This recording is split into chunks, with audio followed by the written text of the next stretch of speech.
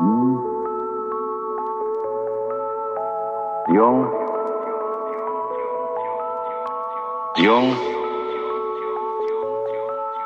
I want to read a passage from one of his lectures, which I think is one of the greatest things he ever wrote, and which has been a very marvelous thing for me.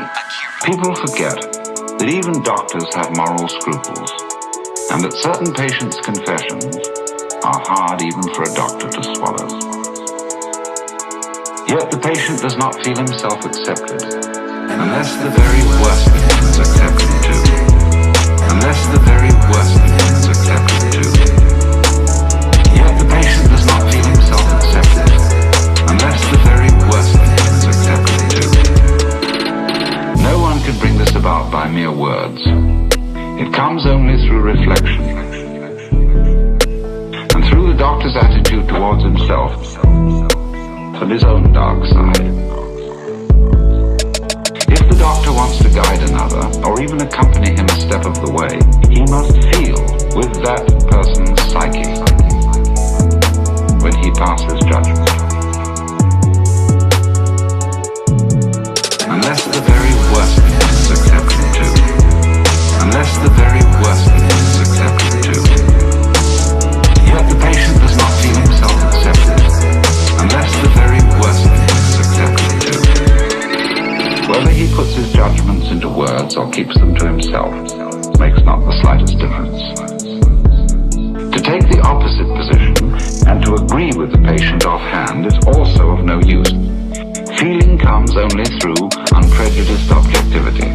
This sounds almost like a scientific precept, and it could be confused with a purely intellectual, abstract attitude of mind. But what I mean is something quite different. It is a human quality, a kind of deep respect for the facts, for the man who suffers from them, and for the riddle of such a man's life. The truly religious person has this attitude. He knows that God has brought all sorts of strange and inconceivable things to pass, and seeks in the most curious ways to enter a man's heart. He therefore senses in everything the unseen presence of the divine will. Unless the very worst of him is accepted too. Unless the very worst of him is accepted too. Yet the patient does not feel himself accepted, unless the very worst of him is accepted too.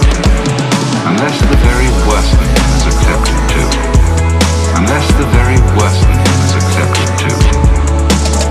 Yet the patient does not feel himself accepted, unless the very worst of him is accepted too.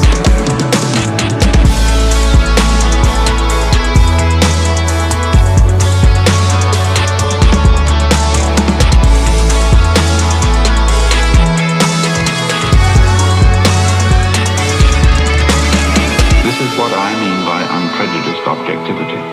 It is a moral achievement on the part of the doctor, who ought not to let himself be repelled by sickness and corruption.